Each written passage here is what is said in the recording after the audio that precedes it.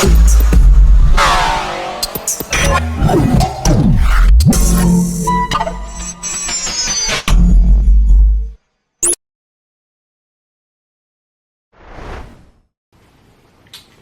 right, we got Hollywood Street Savage in the building today.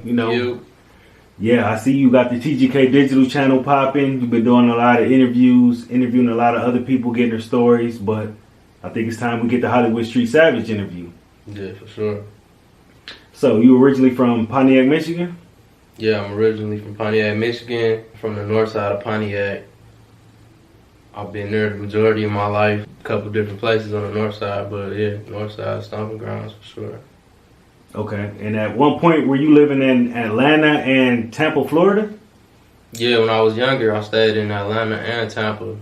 Atlanta first. My mom was married to my little brother's dad at that time, and because in the beginning, see, my stepdad, that's who raised me, so that's my pops. You feel me? Like my biological dad, I don't know, dog. So yeah, my little brother dad, he raised me. That's my pops, whatever. But so around this time, he was off, in the military or whatever, so he just wasn't there. I don't know if he was in a different state or what. I was really young, but I remember when he was gone, I remember for a brief second we stayed on the east side in Spring Lake, and I went to Frost, and we was there for a quick little second or whatever, and then when he came back home or whatever, and he was back for good then, and so when he came back, we shot the move to Atlanta, and it's pretty vague. I don't really remember much about it.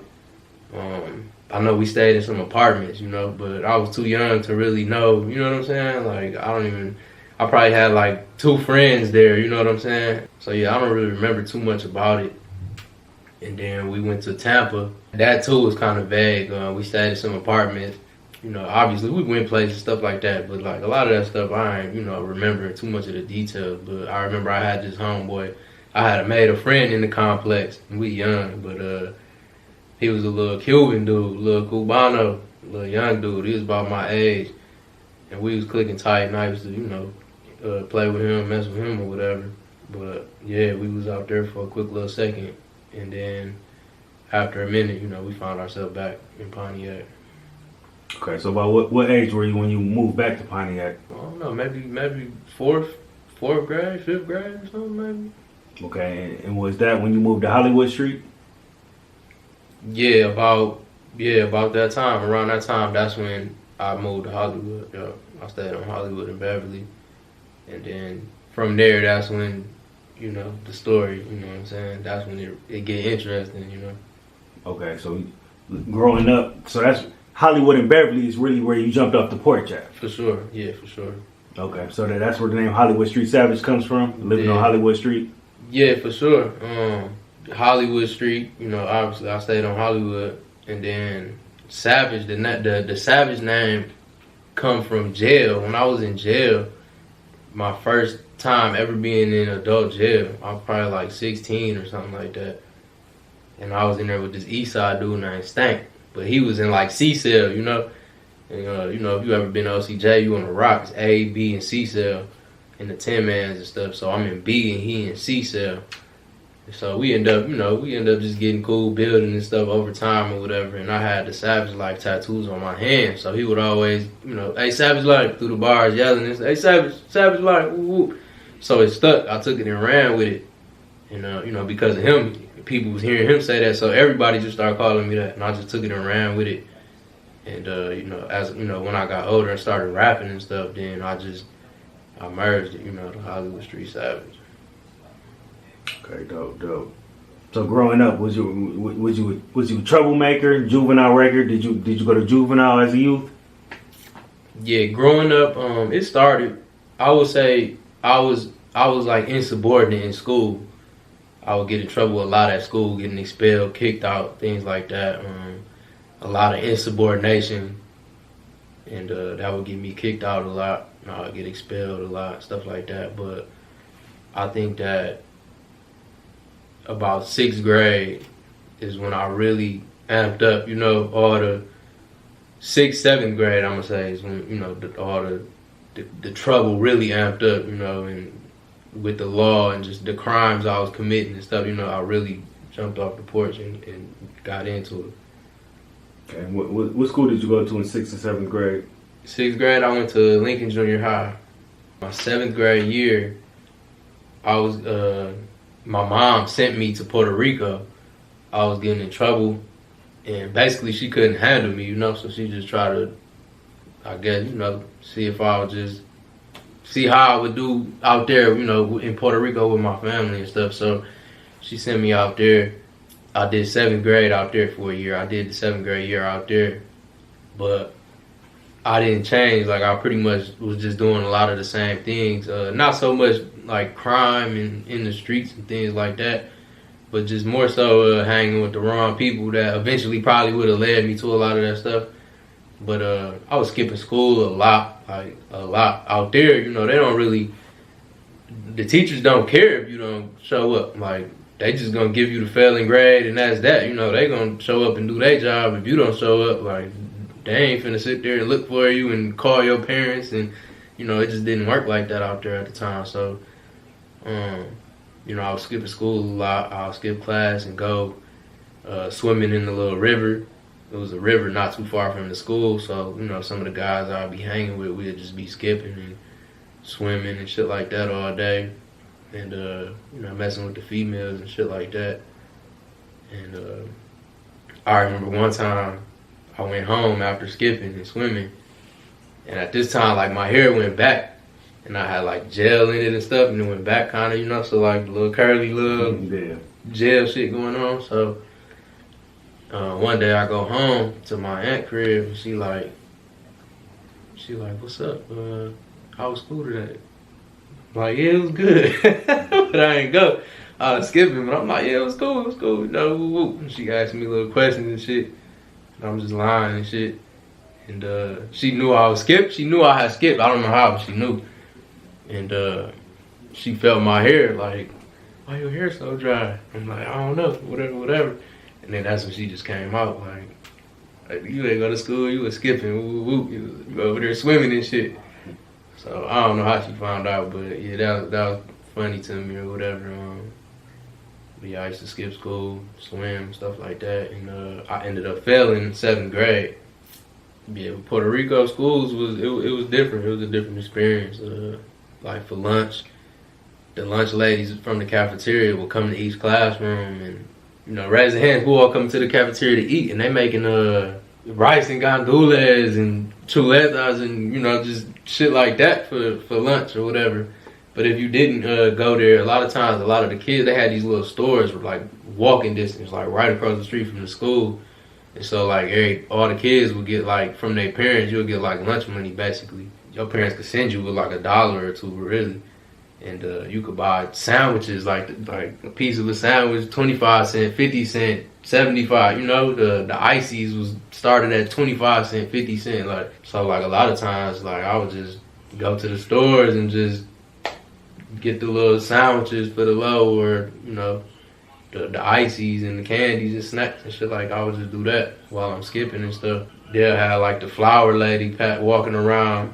And you could buy the flowers and shit. So I whenever she walking around selling the flowers, I'll buy the flowers off her, a couple of them, and then be handing them out to all the little pretty females that I had crushes on and stuff. And it was straight. It was cool. A lot of the girls, they took a liking to me. I don't know, maybe because in their eyes, I don't know, shit, I'm new. I'm foreign to them type shit. I don't know. But so you fresh meat.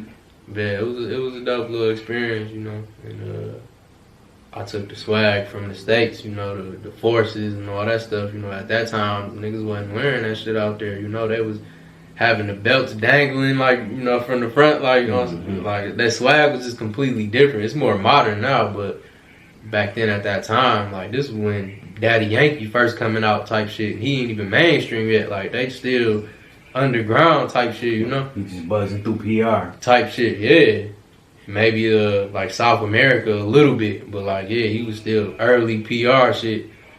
And yeah, that shit was dope. It was an experience for sure. Okay, so when you came back from Puerto Rico, was that when you caught your first juvenile case? Yeah, once I came back, it was a wrap. Like, Like I jumped all the way in. My aunt couldn't handle me, and she sent me right back. And then when I came back, it was over. I got into the dealing, the heavy pistol talk. Like it was over. I was fully in that shit. Okay, so your first juvenile case, how long did you do? I don't know. It was like just little stints here and there. You know what I'm saying? And I don't know. I don't even remember exactly how long. Like each time, it was maybe it felt like forever, but it could have been a couple weeks, a couple months. I don't remember. But the one I do remember though that stuck with me because that was like the longest, harshest juvenile sentence I had got was A North. That was like the harshest program you could get type shit, and you know within the Oakland County juvenile shit. So I got sentenced to A North. That was like a 9 to 12 month program, and you had to like complete it based on the levels you reach. You know, you got to reach levels and stuff like that, and have goals and shit. I don't know, but yeah. So I did that, and I completed it on time. 9 to 12 months, whatever it was. Okay, so when you got locked in juvenile that time, did Cuddy Key start buzzing in the streets? Did he start gaining popularity with his music? Yeah, so when I was in juvenile, this when Kev started popping, and dudes coming back from their past, and they just all cut it, you know, like cut it, you go crazy, woo woo. And I'm like, cut it, like what, like I know this nigga, like this bro from the neighborhood, you know, like I didn't know. You know, I knew he rapped and stuff, but in the neighborhood, when we used to be in the neighborhood and stuff before I went to juvenile, like he'd just be bullshitting, freestyling, but it wasn't even nothing like song worthy. It was more just joking, fun. If we all together, he'd be damn near blazing you in a rap or something. You know what I'm saying? Just, I don't know, like it wasn't really serious. I don't know. So when dudes coming back, I'm like, what the fuck, like. But then when I went on my first pass, and I seen it for myself, like all right, this shit wild. Like he taking off with this shit for sure. And then I heard the music, and it was on beats and songs. You know, it was different. So I'm like, all right. So when did you and Kev originally meet? I met Kev when I was in 6th grade, going to Lincoln. So it was this dude in my class, and he was just low key like started shit with me, picking on me. You know, I ain't really confrontational. You know, I always been like quiet and just keep to myself a lot of the time. You know, I'm not really confrontational. I don't be really starting shit or no shit. So, I don't know if dude was trying to impress girls or what the fuck, but so, you know, he was lightweight just picking on me, fucking with me and shit. And eventually I just had enough of it and shit. So I'm like, bro, at the end of school, bro, like, it's up. Like, I'm about to beat your ass, bro. Like, fuck, you know, he just pissed me off so bad. I'm like, bro, after school, we gotta fight. And by the time the end of class came, by the time the end of school came, though, I had forgot all about it. Because he only was in, like, the first period, you know what I'm saying? So after that, I probably didn't see him and shit, so I forgot about him. Until I walked out the doors and I seen him again. And he was walking and shit. And I'm like, oh, yeah. So I just ran down there and caught up to him and stuff. And I had tapped him, and he turned around, and then I just got to punching that nigga. Just kept punching him. I just didn't stop because he was a little bigger than me, you know what I'm saying? So I'm like, I can't let him recoup and just get the ups, you know? So I just kept swinging. And Kev and a whole bunch of other guys. At this time, though, I didn't know who Kev was. And then these dudes, they all get to walking towards us. So I'm thinking that's his mans and them. So I'm thinking these niggas about to jump the shit out of me for, you know, firing on dog and shit. So they all just end up jumping on dog and whooping him. And I just fall back, like, what the fuck? I'm just confused. And then they, you know, it was all love. They like, come on, we out. Because the staff and shit start coming out and shit, trying to break it up. Mr. Lane and, you know what I'm saying? You went to Lincoln, you know about Mr. Lane. He, you know, some legend shit. But, so we end up walking through the field, you know, over there. Save Plus.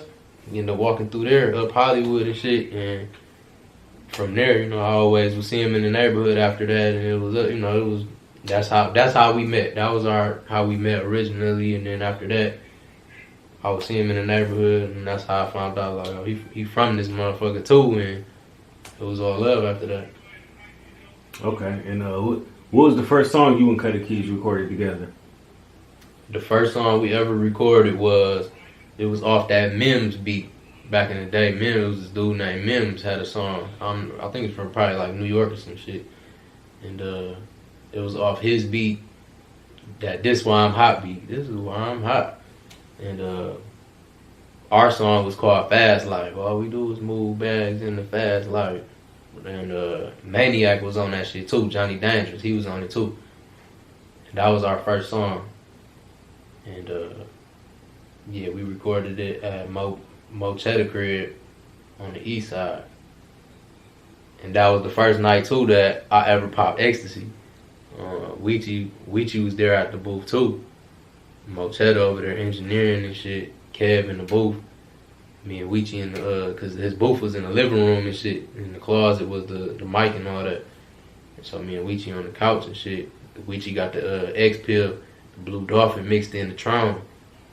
And, you know, I'd have been around these niggas so much by now. You know, I'm tempted. You know, it's on my mind. Like, shit, I want to try this shit. You know, I'm seeing these niggas doing this shit all the time and stuff. And I wanted to get in the booth. I would rap. I could rap and stuff, but I just had never did no music before. Like, never recorded. You know, I wasn't really confident in myself yet. And cause I started writing raps when I was in juvenile. In A North, that's when I started writing and stuff. But before rap, like years before this, I wrote poems, I wrote poetry and stuff. So I was always good at putting words together and making words rhyme and stuff. And my favorite subjects in school was always language arts and shit like that, you know, reading and writing and shit. So it was poetry at first. Okay, so you said the first song you ever did with Cuddy Keys was the Fast Life song off the Mims This Is Why I'm Hot beat. Dude. So was that the first song you ever recorded? Or you already had music out before then? No, that was the first song I ever recorded. I had a lot of shit wrote from when I was in the juvenile though, you know. And I had let Kev hear it one day when I first came home. And he, you know, he was like, bro, he's like, you cold with it. Like, bro, like, you need to drop. But I always was just, you know, I wasn't confident in my shit, you know. And like, he was just telling me, like, bro, you cold. You like a Puerto Rican Boosie. He always used to say that shit. Like, bro, you like a Puerto Rican Boosie, bro. I swear, like, you need to just drop, bro. But I just didn't have that confidence in myself. And I used to be thinking, like, he was just saying that because I'm his, you know, I'm his young dog type shit, you know. And I remember my big bro News told me one time. It always stuck with me, too. And I remember he told me one time, like, bro, how you expect anybody else to feel you if you don't feel yourself, you know? Like, you gotta have that confidence in yourself and stuff. So I think after he told me that, I think that stuck with me, and I really started, you know, I got in it more, you know? And then seeing, like, the reaction from other people, like, yo, this shit dope, and, you know, I fed off that, and I got more comfortable and stuff like that. So when did you start notice that your music was buzzing and people was listening to it and you starting to gain traction in the streets? Kev had that shit on lock. He was popping, so anything anybody got on with Kev, like, that shit was automatically going up, you know what I'm saying? And but along the way, people used to tell me like, yo, that shit dope, but you should do more shit solo. But, like, at this time, I wasn't even comfortable yet to go to the booth by myself. Like, I never booked no session by myself, no shit like that. Anytime Kev was at the booth, he would just be, if I'm there, he was just like, nigga, you want to get on this shit? And then that's how that would happen. I didn't really start booking sessions and really doing the solo shit for real until after Kev passed. I felt like everybody just needed something, you know what I'm saying? Kev was gone, and it was like the North just needed something. Not even the North only, but just the city, you know? But I feel like everybody was just like, you know, they needed something, you know what I'm saying? And so I had linked up with Leak. I had reached out to Leak at this time. And I ain't know Leak. I knew of him more so, you know, we've been around each other in the booth and stuff like that. The Four Fingers and stuff, we was on that song together, but I ain't know him at that time. Like, we ain't even speak or nothing. Maybe a what up type shit, but that was it. And you know, Kev was the, you know, the common denominator for all that shit. So after Kev passed, I reached out to Leak. Cause Leak was cold, bro. Like Leak had that shit, bro. Leak was fucking cold. You know what I'm saying? Like still, but bro, like Leak had hella songs at this time already. You know what I'm saying? So I reached out to Leak, and I remember this shit. Like, bro, I reached out to him like, yo, like let's link, let's build, let's chop it up. You know what I'm saying? Like let's figure this shit out. Like Kev gone, and you know what I'm saying? Like I wanna do some music. Let's figure this shit out. And I remember he was all the way with that shit. It was all love. And we linked up on Hollywood, right in Miss Sandy driveway. R.I.P. to Miss Sandy. Yeah, we posted up in her driveway. Hella Patron and weed and shit like that, just building. And that's how a lot of that shit came about. You know what I'm saying? Okay, so that's how the Lincoln Savage, Young and Thuggin' came together. That's how I met. You know, I ain't gonna say that's how I met him, but that's how it all came together. That's from that us building and just, you know. So that whole project was just all organic. It just all came together all naturally. Organic. Oh yeah, for sure. Mm-hmm. So you and Cuddy Keys, where did you guys record a lot of your music at? Was it at the same studio, different studios? Like where were a lot of those recorded sessions at? The majority of the time we recorded at Ty's on Baldwin. It was at Ty's on Baldwin. That was Kev's like go-to. A lot of the times Kev would want to record late as hell, 3 in the morning, 4 in the morning, just drunk as hell off pills all night type. You know what I'm saying? So, and he could bribe Ty with the money. You know, Ty would be in a dead ass sleep, and he'd go over there and wake him up, and you know, just flash a whole bunch of money in his face, and Ty would be like, "Bet, let's get it." You know what I'm saying? And that's how that went. But for the majority, yeah, it was most of the time it was at Ty booth. We did some shit at Mo Cheddar shit. I don't know how often, you know, I went with Kev a handful of times to Mo Cheddar shit. I don't know how much Kev went there. You know, him and Kev bonded, and you know that was like his in-house engineer down there at one point. So I'm sure they tapped in a lot more. But yeah, you know, from what I seen, it was Ty shit for sure. Okay, so the 4 Figure song that you spoke on earlier, that was a popular song. Buzzing, you, News, Cuddy Keys, Leak. Where did you guys record that at Ty's studio as well? 4 Fingers, yeah, that was at Ty. Okay, and when you guys recorded that, did you know that song was gonna be that big? Did you guys know you had something there, or was it just another day at the studio? No, I don't know about how anybody else felt. I mean, you know, like when you first do a song and stuff, you writing it and shit, you know how everybody be like, bro, this shit hard. Like, I mean, you know, we had those reactions, but I don't think anybody knew that it was gonna take off like it did and be like this anthem for the North Side. You know what I'm saying? And that song's not even Kev's song. Like that was News beat. That's Bad News beat. News was staying on 4th Street, and we wrote that shit. Me and News started it in his kitchen right at the table, and Kev came over one time, and we was just in the middle of, you know, working on it and shit, and then Kev heard it, and you know, Kev just, you know, he wanted on everything, you know what I'm saying? If he fucked with it, he wanted on that shit, so he heard it, he like, bro, I gotta get on it. But I think at this time, we ain't even had a hook yet, maybe. I think we just had our verses, and I don't know, regardless of what News, you know, obviously News let him, you know, like, yeah, you good, let's get it.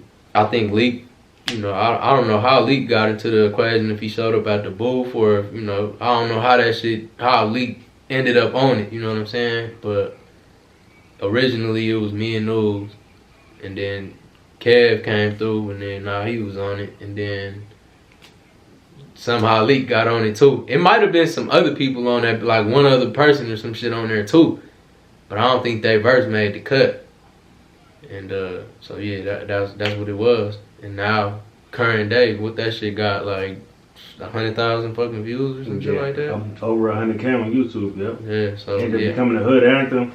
I remember even people from other sides of town was telling me about that song. I, you know, just being from Pontiac, you know, it's a smaller city, but I had guys from other sides of town like, bro, that shit was hard. Like, I ain't even from the north, but I was...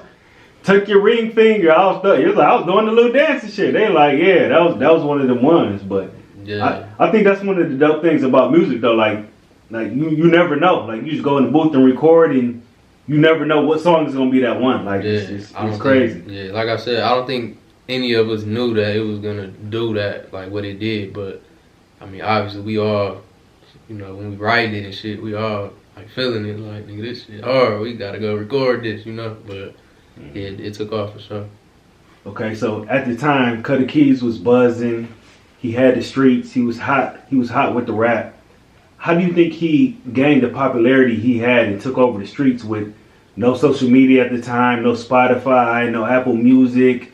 YouTube wasn't really a big thing like that back then. Like, how did he take over the streets with like none of the things we have access to now? Bro, he really come from that. He really was doing that stuff, you know? Like, before the rap, like, the people would see him, you know? He was on the block. He was doing this shit, you know? Like, these niggas was having that shit and looking like celebrities and, you know what I'm saying? The cars, the jewelry and shit, bro. Like, I always be saying this, bro. Like my big homies, bro, at this time, when Kev was popping and shit, they was the equivalent to, they was the Pontiac version of Cheddar Boys and Blade Icewood and all that shit, bro. I always say this, bro. Like, that's literally what they was, you know what I'm saying? Like, they, all the jewelry, you know what I'm saying? Regardless of where how they obtained all these things, like, bro, they was having that shit. And I think that validated him and it helped him when he started rapping and you know, people. And plus, too, like, Kev knew so many people. Kev was friends with so many people from all different sides of town, you know what I'm saying? Like, he knew so many fucking people. He was a chatty patty, like, bro, he, you know, a lot of people fucked with him. So, like, it just, you know, it was a no-brainer. Like, as soon as he rapped and shit, like, everybody was just gravitating towards that shit. And I think, like, at this time, too, like, just all the you know, everybody was dealing. Everybody was hustling and shit, getting money.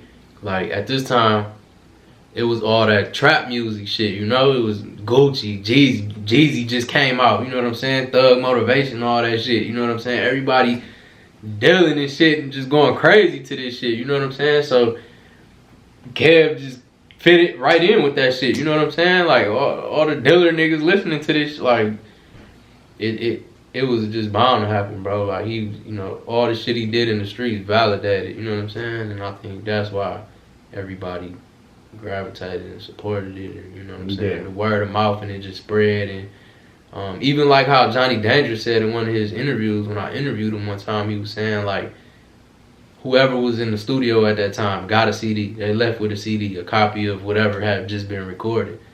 And like, that helped, because all these people, you know, they at this time, niggas was burning CDs. So niggas burning that shit, and it's just spreading, you know, just, yeah. So it helped.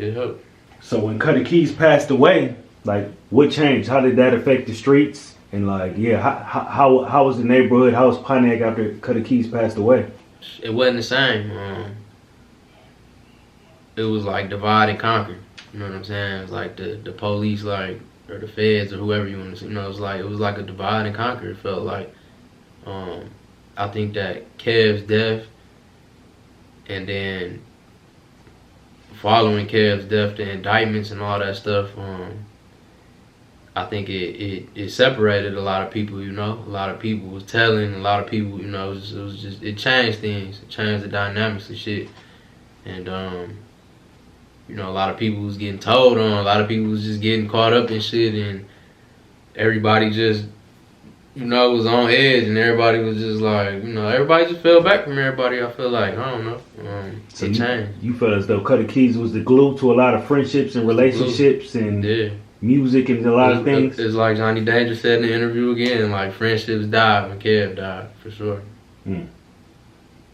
Okay, so how was music for you after Cuddy Keys died? Did you still maintain the same buzz? Did things die out for you? My buzz got bigger.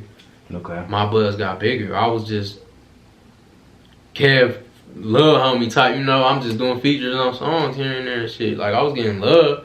You know, niggas was fucking with that shit. Like, nigga, I heard that shit dope, you know what I'm saying? But once Kev died, I feel like that's when my shit took the fuck off. Because like I said, I feel like the North and even the Yak needed something else, you know what I'm saying? Like, they needed something else to, you know, another rapper or something to, you know what I'm saying? So when Kev died, I feel like that's when my shit took off. And I feel like eventually I got the same love that Kev got, you know. Like, I watched Kev sign autographs and shit like that, and people go crazy and fan out over this nigga when they seen him in person.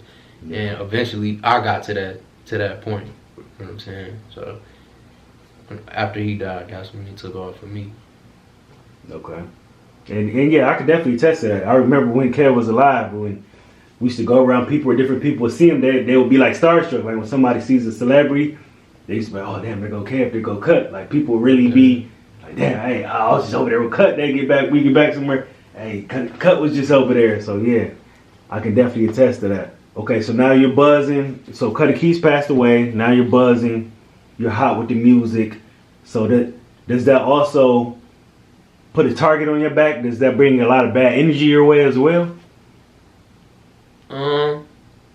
Yeah, I mean, you know, Bad News told me all the time, like, he like, bro, with the rap shit and even with the content, you know, now, even current, like, he always done told me this, like, bro, when you doing shit like this as far as rapping or, you know, whatever, and now content creating shit, you put yourself out there to be judged, you know, so, like, yeah, you know, you're gonna get people that don't fuck with the shit or whatever, haters or whatever you want to call it, but,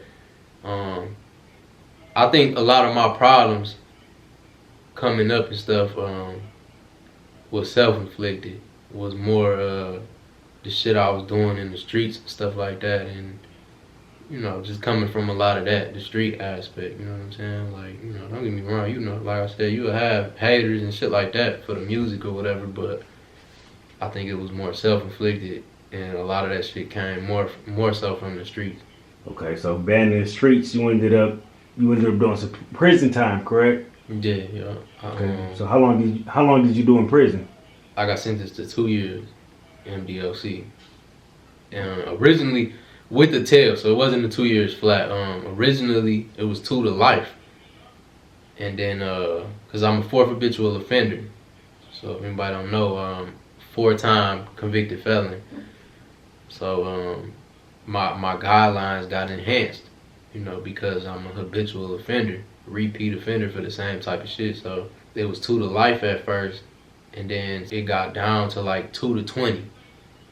So if I would have been getting flopped and just kept messing up in prison and stuff like that, they could have kept flopping me up until 20 years, you know, my tail, till I maxed out. If I would have maxed out, it would have been 20 years. Mm-hmm. But you know, my low end was 2 years, so I did the 2 years. Okay, good. What was the charge? What did you initially get the 2 years for? I sold to a confidential informant, and it was just drug shit, you know, serving a confidential informant, and cocaine, distribute, manufacture, however you say that shit. You know, they raided the spot where I served dog at, and supposedly found some more shit allegedly, you know, and yeah, just some cocaine shit. Okay, so you get sentenced to 2 years. You ride out from jail to prison. You get to reception. So how was that when you first ride into prison? You first get there. What's going through your mind? Bro, it's like Shawshank Redemption or like Blood In, Blood Out. If you ever seen them movies, these old big ass, you know, because your first stop is quarantine from jail. You know what I'm saying? So, like, while I'm in jail, I'm waiting on this shit, you know, like I'm low key, like I'm not scared, but it's like, you know, you like a kid on his first day of school, you know, it's like you just afraid of the unknown kinda, I guess, you know. And you know, some of the guys in my cell had already been there, done that. So, you know, I'm asking questions, they telling me shit or whatever. Okay, so you sold to a CI. You said initially you got jammed up for drugs. Yeah. So the police are looking for you at this point, or like what's going on? Yeah, so they raided the crib. So I served the CI. I served him. Then boom, he leave, I leave, same time. And I didn't even want to serve him because it wasn't even nothing major, you know. And then like I had to wait for him to pull up. Like I just didn't even want to do it anyway. So I waited and shit, man. And so I serve him, boom, I leave, he leave. You know, we leave at the same time. So then when I come back around to the yak, And I pull back up to that spot. I'm about to pull back up to that spot. I turn down the street, and there's a whole bunch of squad cars in the front of the crib, but none of the officers is in the cars. So I just keep that motherfucker pushing, going past. I'm like, what the fuck? So I call the people, you know, who spotted was like, yo, what's going on? What's up? You know, it's looking crazy outside. So then she like, yeah, the fucking police just raided my house and they found your shit. And then none of the police outside, so I'm already knowing they all huddled up in front of her probably, listening and shit. She probably got me on speaker and shit, so instantly I just hung up, you know what I'm saying? And I trashed that phone, I got rid of that bitch. And I was on the run from there. I had the drug warrant and stuff, you know, because everybody done did their thing on it. Everybody done implicated me and everything, so I got the warrant out for me now. I end up getting caught. How long were you on the run for?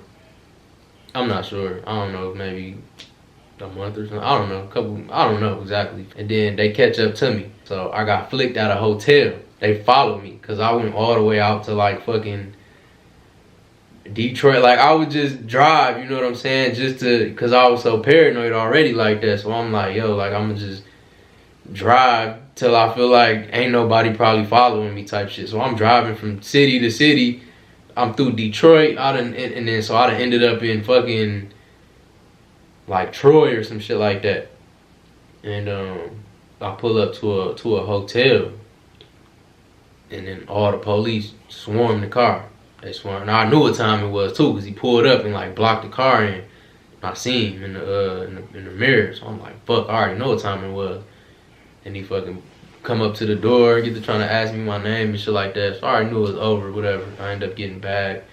So that's how I got caught. Now I bond out.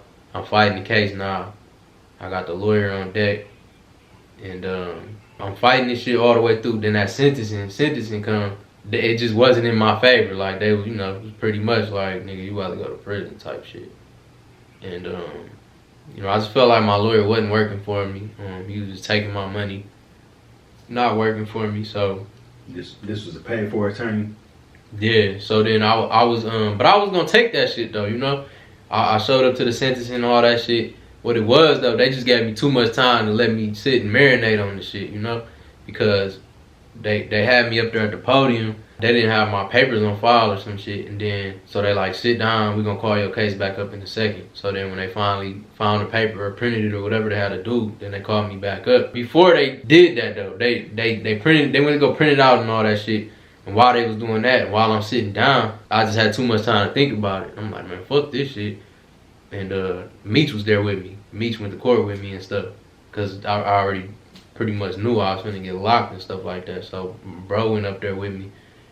But then when they made me sit back down, that's when I'm like, yo, I just told bro, like, yo, nigga, I'm out this bitch, follow up. As soon as I slide, nigga, get up and slide, you know what I'm saying? Because he drove me there, so he had to hurry up, you know, he had the keys and shit. So I'm like, hurry up and slide. So then I tap my lawyer and shit, I'm like, I'm gonna have to go to the bathroom right quick, I'll be back. He like, yeah, you know, whatever, go ahead, whatever. He ain't thinking shit. So I slide, I'm out that bitch. And I hit the elevators. And it's this fucking white dude on the elevator with me. He hop on, like, it stopped at the floor. Like, I go down, but then it stopped and pick up some more people. And then he get on there. He must have been like an undercover cop or some shit, you know, detective or whatever, because he knew me. He knew you know, he knew the government. And so he just giving me this this smirk, you know, this evil ass smirk, man. Like, and he just, you know, just smirking. He just smirking the whole time. Ain't really saying too much, you know what I'm saying?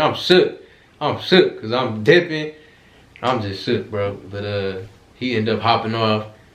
So I hurry up, get to the ground floor. I'm out. And Meech ain't on the elevator with me. He's still following up. He catching up and shit. But I'm dolo in the elevator, shook. Heart beating and shit. So then, yeah, we end up at the whip. We get the fuck on. This was on like a Tuesday. I booked a flight to Puerto Rico and I was gone that Thursday. So I was out there in Puerto Rico on a run for like a year or so. After that, I decided to go to Ohio. Key Money was in Ohio at the time and stuff like that, you know what I'm saying? He had the route and shit, so I just tapped in with bro and shit, and I'm like, yo, like, shit, I'm trying to slide out there. He was with the shit, like, nigga, come on. And so that's what it was, you know. In Puerto Rico, you know, I love Puerto Rico, it's cool, but just being on the run is not fun to me and stuff, you know. So out there, I just wasn't really able to enjoy it like I would usually do. I was just cooped up in the crib a lot. I had the booth, so like I would record like a motherfucker, but I was just real miserable and just depressed, you know what I'm saying? Paranoid, like I ain't gonna go nowhere. I'm thinking like, yeah, they gonna snatch me up. You knew you had the bed hanging over your head. And then eventually I just slid. I slid to the O. And I ended up getting caught in the O. So altogether, how long were you on the run for before you got caught? Do you know? About a good year. About a good year, yeah. And the not the U.S. Marshals, the bounty hunters. Okay. The bounty hunters. I'm in Ohio. I'm out there for like a month with Key Money and shit. We thugging, doing our shit, whatever, and we leaving Subway one day. And I'm holding my food. I ain't even tapped into it yet. I'm just taking a sip of my pop. The sub's still in the bag and shit. And this car pull up. It's like a 4-door like Cavalier or some shit. Beat ass, hoopty ass shit with tints. Like dark blue. And this white boy come walking toward like he about to go into the store. But the way he walking, like he coming straight. But then he's like, he coming towards me though as he coming straight, you know, like he getting closer to me. So I'm looking at him like, bro, I know this nigga, like, you know, did I do something to him or something before? Like, who, you know, why he, you know, I'm peeping this shit. So I'm like, man, I don't know, maybe he just whatever. But then like right when he got close to me and he like was about to pass me a little bit, he just threw me in this little move and shit and just had me all hemmed up. You know what I'm saying? It was that. And then once he did that, the other dude was this Ice-T looking motherfucker that hopped out the passenger and somebody else too. But I remember him. And he hopped out the driver's seat and he just had his gun and shit like over the hood of the car and they just yelling at me, don't fucking move, we'll bust you type shit, whatever. And they, you know, that's how I knew, like the gig's up, that's it. But it was like a relief though, you know what I'm saying? Like it was like a deep breath, you know. I was just ready to get it over with at this point. And they took me straight back to Michigan right from there. Straight back. Okay, so you drove from the Ohio in handcuffs straight to OCJ. Straight to OCJ, yeah. It's a bunch of different people accusing me of different things and stuff. So like I had like a couple new charges once I got there that I didn't even know about. So I had to deal with all these things, but they was all misdemeanors. So I just had to deal with all this shit. So once that was done, yeah, I rode out to the joint. So quarantine was like, it's like Shawshank Redemption, blood in, blood out, you know, like it looks like a castle. Jackson Prison, it looks like a fucking castle. It's like one of the oldest prisons or some shit like that. I don't know, you know, I know in Michigan for sure it's one of the oldest, but yeah, it was like a castle type shit, you know, and then all these different vans from these different counties is pulling up, and that's how you just know it's real, you know, everybody just waiting, you know, each van waiting to get let in to, you know. Yeah. And then we all get emptied out and we all just getting stuffed in bullpens and we all got to strip in front of everybody and bend over, spread your cheeks, you know what I'm saying? Show asshole, all that, you know? All that. And yeah, quarantine, you there for the majority of people, you probably there like 30 days type shit, but you know, some people be there longer. And that shit rough. That shit hard gelling for sure because you can't get no commissary or like all the hygiene product. You know, you could just get certain basic hygiene shit. Mm-hmm. So it's rough. So when you first ride into quarantine to start your bed, do you see anybody you know? Any people from around the way? Any people from your neighborhood, from your city that you know? Yeah, I ran into a couple people. Like I ran into my cousin G. He had came back to prison, and I ran into him in quarantine while we was in passing from the child hall.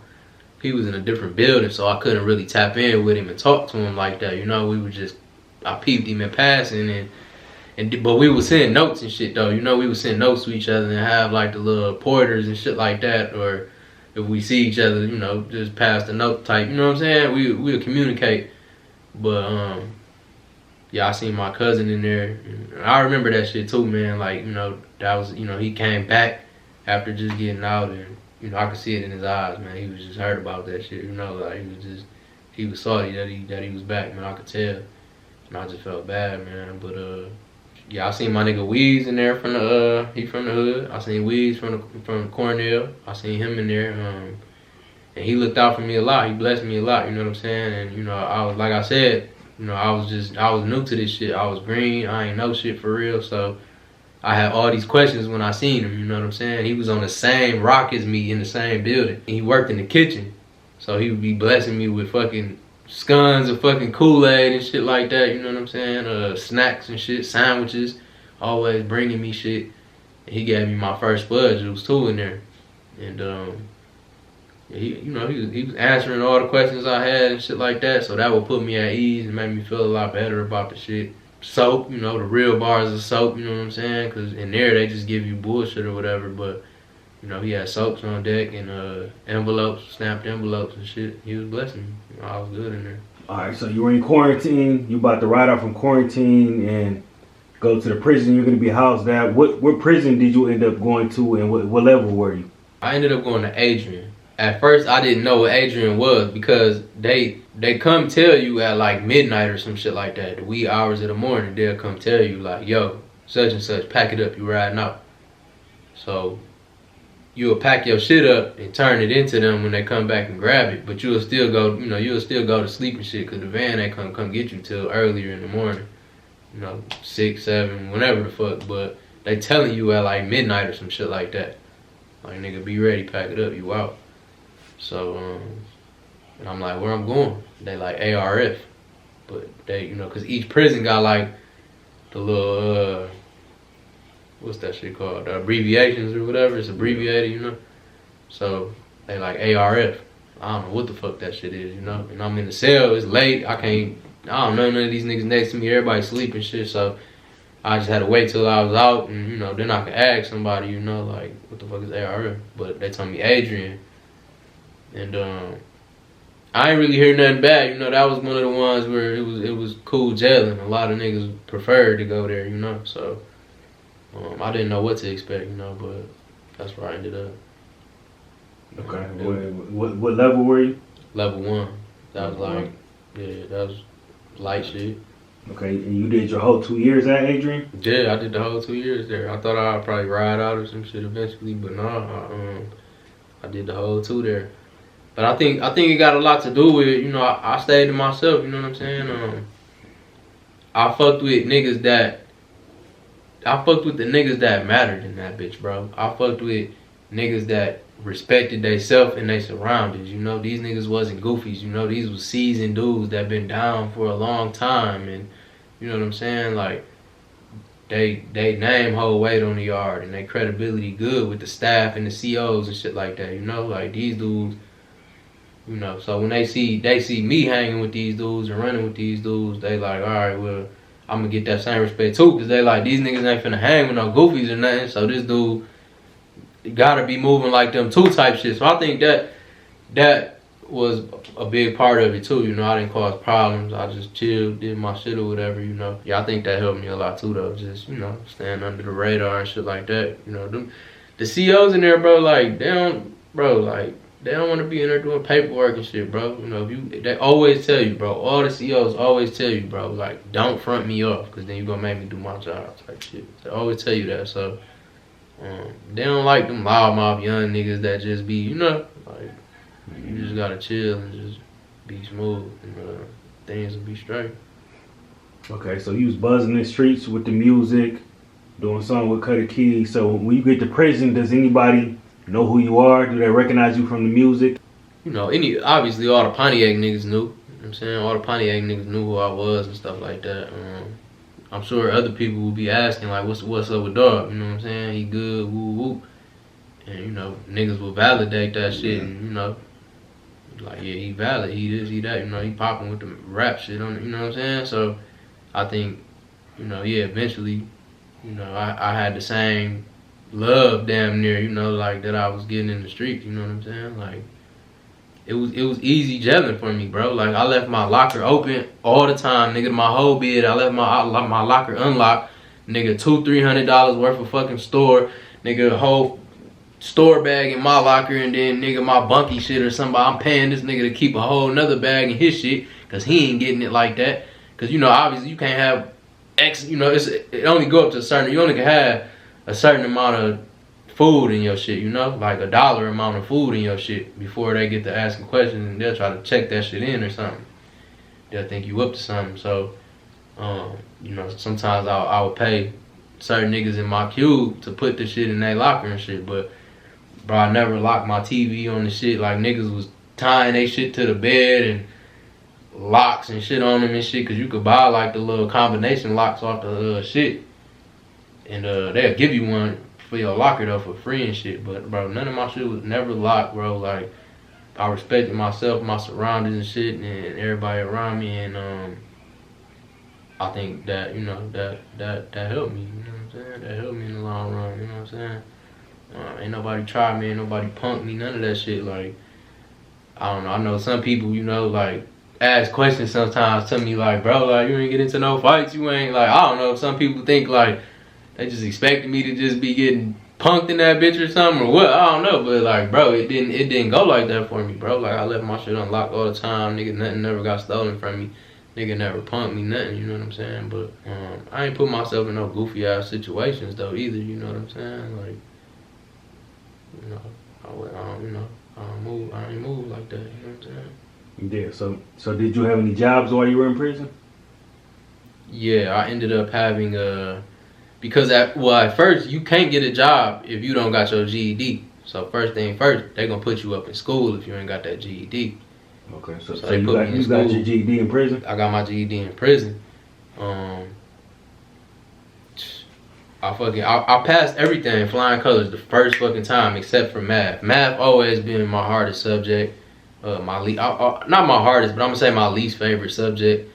I had to take that shit like 3 times or some shit like that.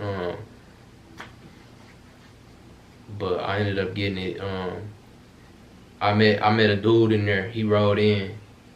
My nigga Troy, my nigga T-Raw. Shout out T-Raw, man. That's my dog. Yeah. That's my baby. Much love. That's my dog, man. I love the shit out that nigga. But he came in. We clicked tight. We clicked tight in there and stuff. And he ended up working in the school. He was a tutor in the school. So he was working in the class. Well, I don't know if he was in the class I was in, but we ended up being in the same cube. Ironically, after a minute, we was clicking tight, fucking with each other in the day rooms and shit, just building and shit all the time. And then they ended up putting me in the same cube with the nigga, so it was really up then. We in that bitch plotting, scheming, all that. But so the nigga, he ended up tutoring me and shit, and that helped me a lot. Like without him, I don't know if I'd have fucking did that shit. You know, if I'd have got my GED, because like he tutored, he helped me a lot. You know what I'm saying? But also too, what helped too is he broke it down to me in a way where I could understand it better, you know? Like, he broke it down in drug dealer terms, you know what I'm saying? Like, nigga, if you got 2 quarters and woo, you know what I'm saying? Like, he just broke it down in drug terms where I could understand it a little better. And that helped me. That helped me. And I ended up getting that shit, you know what I'm saying? And I'm forever thankful and grateful to that nigga because, you know, like, I was real happy about that shit, you know what I'm saying? Yeah. You know, it's funny because the last time I was in jail was in 2016. My very first day in there, I was in R9. Troy was in R9. He had just got sentenced to, I think he had got like 3 or 4 or 5 years, something like that. I don't remember. And that's what he was in there doing. Something like that. He got sentenced that day. That's the bit he was doing. Yeah, he got sentenced that day, and that was my very first day in on the 6 months. I wasn't sentenced yet though. I had just, cause I got took to jail because I missed my sentencing date, so they took me to jail, and I was in R9. So I'm sitting in R9, and then he comes in a couple hours after I do. Like, yo, I just got sentenced. They just gave me like 4 or 5 years or something like that. So like, it's crazy. I remember that. Small ass word. I remember that shit. It's crazy. I literally remember that though. But yeah, man, shout out to Troy. All right, so you get out of prison, you do the 2 years. Are you feel as though you still have the same buzz with the music that you had when you went in, that when you got out? Nah, I didn't feel like that. I felt like my momentum. Well, when I first got out, I was on parole for like a year, I believe, something like that, and so I didn't do much music and videos and shit. Like, I was just trying to sit back, trying to figure that shit out, you know, just figuring out where I fit into this shit, you know, because shit changed, you know, in them 2 years. Like, it's different age groups and shit like that. These niggas like rapping about perks and all this other shit now, you know what I'm saying? Like, it's cool to take a bunch of perks and just be a custo and shit, you know, back when, you know, when we was coming up and shit, you know, it was cool to sell dope and get money, you know what I'm saying? So, it was just different. It was different, and I didn't feel like that at all. I feel like I just had to figure it out, you know what I'm saying? Like, sometimes I still don't feel like that. So, while you were in prison, what was one of the worst things you saw? Or what were some of the worst things you seen? Like, maybe a stabbing, a fight, you know, something get ugly on the yard. Like, what were some of the ugliest things you've seen? Man, it's hard to say that, like, it's messed up, but, like, some of the things, it's not out of the norm, you know, from where I come from and the things I done seen coming up and shit like that, you know what I'm saying? Like, a lot of this shit be just regular shit, you know what I'm saying? Like, you become numb to a lot of that shit. Like, you've been seeing this type of shit, violence and all this shit, you know? So, seeing it in prison, I can't say, like, oh, that's the ugliest shit I ever seen, and because I've been seeing niggas getting their ass spanked and all that shit, you know? We been, you know what I'm saying? Like, we been around violence and all, you know what I'm saying? But, yeah, niggas was definitely in that bitch getting that issue and shit, you know what I'm saying? I seen a nigga one time in passing on the yard when they was running lunch. They was running child. And after your unit get called for child, you could fucking, once your unit get called, then you could go to the backyard. So, I think we probably didn't even go to child. We probably just shot straight to the yard or some shit, you know. But, in passing, a nigga was walking in front of us a little ways, and somebody was like walking towards us. And I guess this nigga ain't like this nigga type shit. I don't know what the fuck they had going on, but the nigga fucking sliced that nigga face. It just happened so quick, and the nigga just kept fucking walking, and then we just kind of was like, nigga, what the fuck, you seen that shit, nigga? Like, dog just held his shit and went to his unit and probably went and told the depths and them, like, yo, nigga, I need medical attention or something, I don't know, but it was just, you know, it was just nonchalant shit. Like, it was just so quick and dog just kept pushing like nothing, you know, kept walking, he ain't run away, nothing. But they always tell you in prison, like, bro, mind your business. That's the best thing you could do in prison is mind your fucking business, bro. You know what I'm saying? I'm pretty much like that in the streets too, so, like, you know, yeah, I don't know what that shit was about, whatever, that shit wasn't my business though, so that shit, we just kept that shit pushing and it was just like, damn. But, yeah, niggas was definitely in that bitch getting that issue, bro, like, politics, bro, you know what I'm saying? All kind of shit, bro. The 3 G's, bro. Gangs, gambling, and gays. That's what you stay away from in prison. And you'll have a smooth ride, you know what I'm saying? A lot of times you'll see a lot of guys getting into shit. It's because of one of them 3 things most of the time. Gangs, gays, gambling. Type shit. So, the head sheriff of Oakland County, Michael Bouchard, is it true that you messaged Michael Bouchard? Yeah, my younger stupid days, yeah, I did. Yeah. So what was that all about? What did you message him? What exactly did you say? Just young, stupid. You know what I'm saying? That year, I was just frustrated more so. You know what I'm saying? I was just hella run-ins with the police. I couldn't stay out of jail. Shit like that. So, against my better judgment and shit, you know, just on some stupid shit, I messaged them or whatever and just, you know, said some dumbass shit. And, I was thinking shit was sweet, you know what I'm saying? Like, I thought shit was sweet. I really didn't even think, like, that shit was gonna get opened and the nigga wasn't gonna read it or no shit. But, like, you know, you could see it'll say red when the nigga opened it, you know? So, when it said red, I'm like, oh, shit. Somebody read this bitch. But, yeah, after that, it was a wrap. Like, my troubles got worse after that. Like, he sicked the dogs on me for sure. Like, they was on me. Like, I remember they hopped on me. They laid on me one time. They waited. They was, like, across the street in some tire shop parking lot or some shit at nighttime. Lights off, hidden. And they watched me pull up to the spot. They yank up behind me. The officer hop out. I remember the passenger hop out. On 10, bro, like, bro, I thought they was finna beat me up. I thought they was finna scrap me, bro. Like, they ran up on me like like, yeah, what's up with that shit you was talking on the internet type, like that, bro. Like that energy was nigga like some street shit. You know what I'm saying? Yeah, like, what's up now? Bouchard sent the goons, bro. Bouchard sent the goons. You know what I'm saying? But yeah, that was like one of the dumbest things I ever did, man. You know, I wouldn't recommend no shit like that. You know, I regret that shit for sure. And, yeah, I don't want no smoke. Bouchard, I don't want no smoke, man. I apologize. I don't want no smoke. I was just young and dumb. Yeah, for sure. So, was there a one situation where you had a crazy eviction story with SL Cruz? Did you guys have to clean out like what was it, a coroner or something like that? Bro, so yeah, I'm on the young tip. I'm young. I'm with this nigga Cruz, one of my friends from the neighborhood and shit. I was with him and shit, and he get a call on a late night.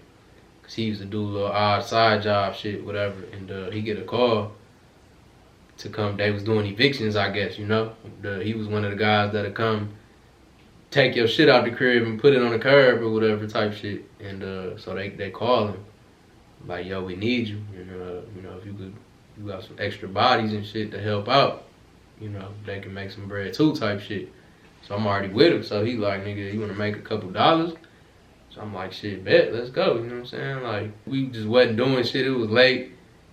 And he like, bro, this shit ain't even gonna take long. Woo woo, quick couple dollars and shit. So I'm like, bet, fuck it, let's go.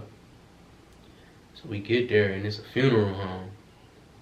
And it's this old funeral home on the south side, bro. I'll never forget this shit. They wanted us to just take everything out, trash, throw it out, throw it all out, evict it.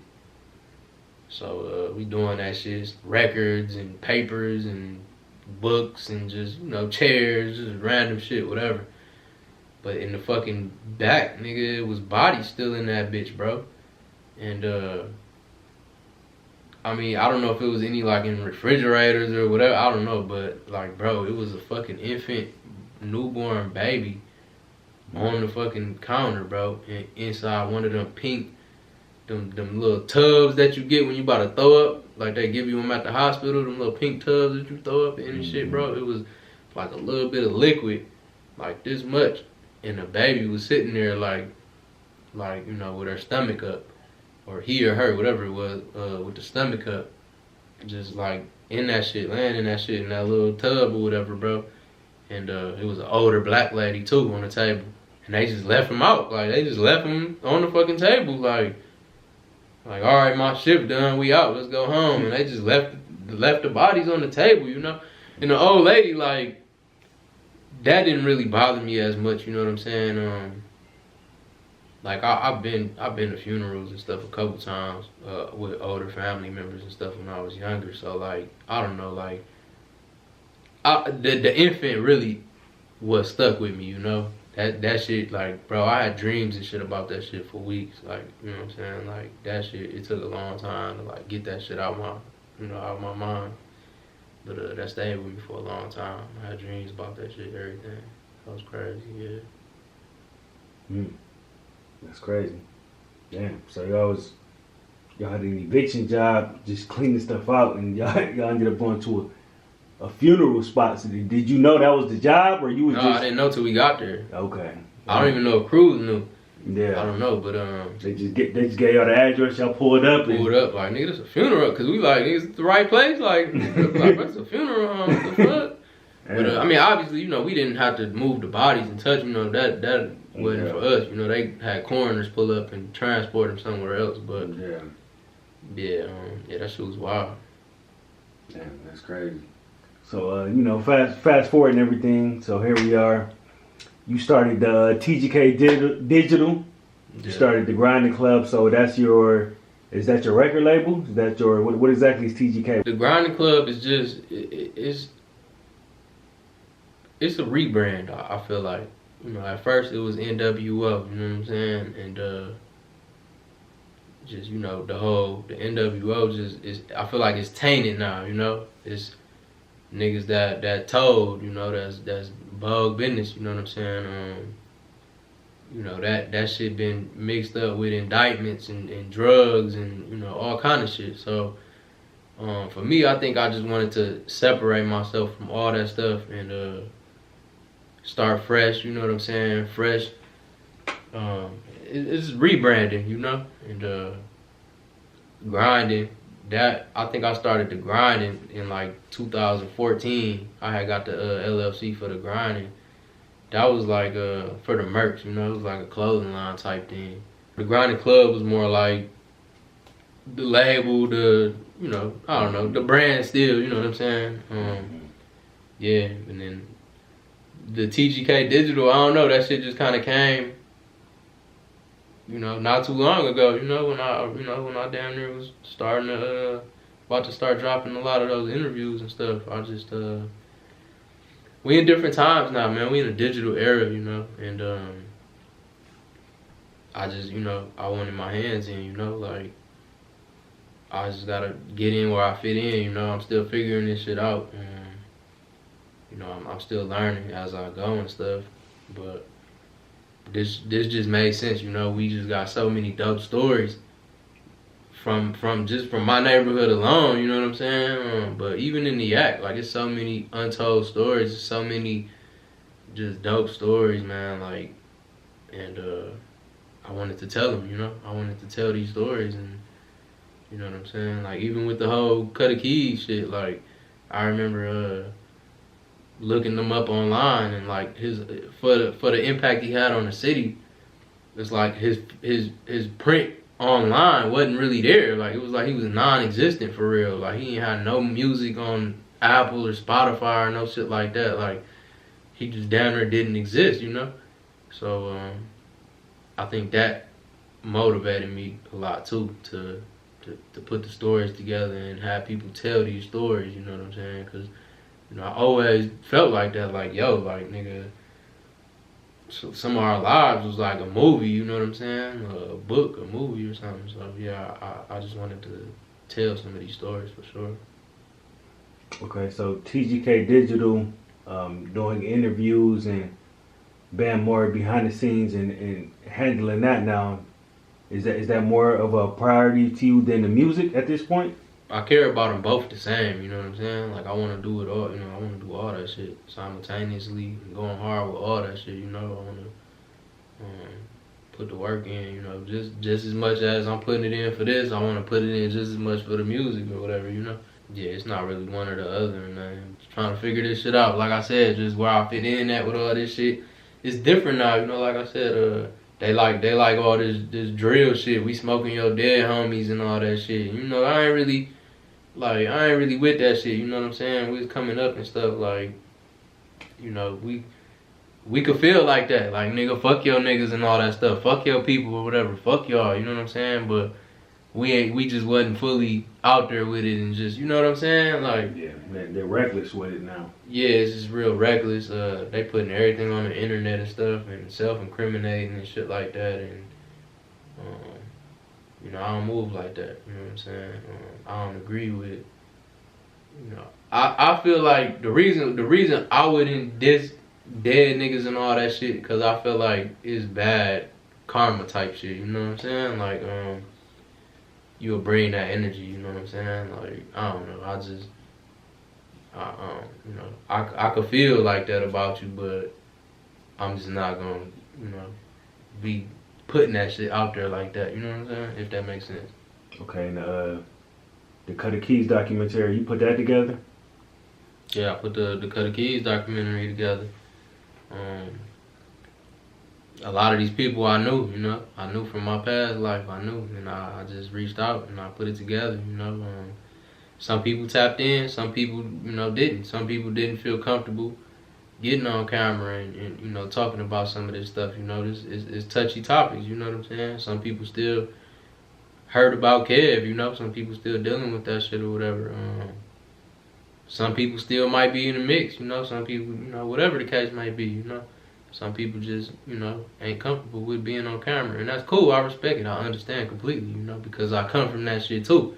You know what I'm saying? Like, I wasn't always comfortable getting in front of the cameras and talking and, you know what I'm saying? But this is what it is now. You know, we in a digital era, you know, it's all content, interviews, podcasts, all that, you know what I'm saying? So, you know, wherever the bag at, that's where I'm at. And you know, yeah, I put it together. I reached out. I got people together, and we made it happen. You know, for sure.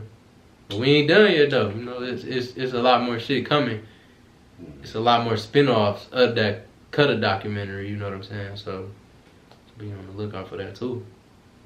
So the Cutter doc, where can they check that out now? For people Man, that haven't seen it, where can they go see that right now? Man, you can check out the Cutter documentary on Tubi, Apple TV, Apple Plus, SDMFlix.com. Yeah, it's on a couple platforms, man. But you know, definitely Tubi and Apple Plus, Apple TV or whatever. You know, most people familiar with that, and you know, that can definitely stream it there. Okay. And what's the reaction been since you dropped that? Has it been positive?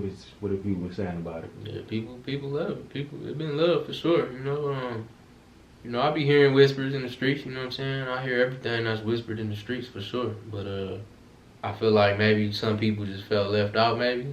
You know, everybody. I can't get everybody. You know, everybody's gonna feel like, oh, I knew Kev too. I had these experiences with him too. You know what I'm saying? And that's cool. You know what I'm saying? But you gotta understand too. I seen Kev. You know, I experienced what I experienced with him and whoever I was around with him. You know what I'm saying? Like, yeah. I wasn't around everybody he was around. You know, I don't know everybody he know. You know what I'm saying? I reached out to the right people, man, to put the story together. That I feel it made sense. You know, for the timeline I was trying to, you know, tap in with and shit.